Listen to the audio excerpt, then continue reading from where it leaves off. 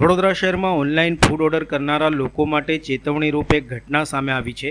Natubhai circle નજીક આવેલા એક રેસ્ટોરન્ટમાંથી વેજ ફૂડનો ઓર્ડર આપનાર ગ્રાહકને નોનવેજ ફૂડ ડિલિવર થતાં ભારે વિવાદ સર્જાયો હતો। ગ્રાહકે રેસ્ટોરન્ટ ઉપર પહોંચીને વિરોધ નોંધાવ્યો હતો અને રિફંડ તેમજ જવાબદારીની માંગણી કરી હતી। મળતી માહિતી મુજબ ગ્રાહક સ્વેજલ વ્યાસે પરિવાર માટે વેજ જમવાનું ઓર્ડર કર્યું હતું, પરંતુ ઘરે પહોંચેલા પાર્સલમાં નોનવેજ ફૂડ હોવાનું સામે આવતા તેઓ ચોંકી ઉઠ્યા હતા।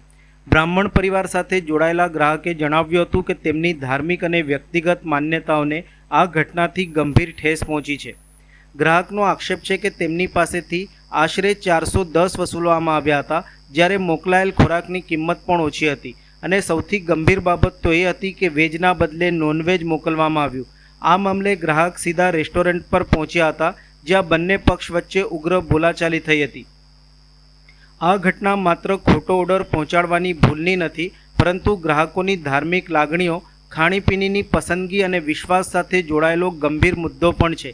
કેટલાક લોકો માટે વેજ અને નોનવેજ માત્ર ખોરાકનો પ્રકાર હોઈ શકે, પરંતુ એ તેમના સંસ્કાર, આસ્થા અને જીવન મૂલ્યોનો ભાગ છે।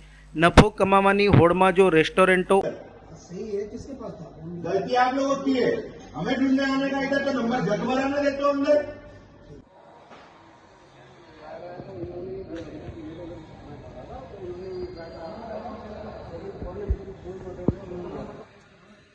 આ નડુભાઈ સર્કલ પર આવેલી રેસ્ટોરન્ટ છે। અહીંયા ભાઈ ડ્યુટી કરે છે। એમનું કામ છે કે ઓર્ડર જે વ્યક્તિને આપવાનો હોય એ વ્યક્તિને એનો ઓર્ડર આપવાનો। આજે વેજને બદલે નોનવેજ અમને મોકલ્યું છે। અમે એમને 100 ફોન કર્યા, એ ફોન ઉઠાવતા નથી। રેસ્ટોરન્ટ પર આવ્યા અને અહીંયા આવીને અમે કહીએ છીએ કે અમારો ઓર્ડર કઈ છે, તો કહે છે આ અમારી પાસે પડ્યો છે।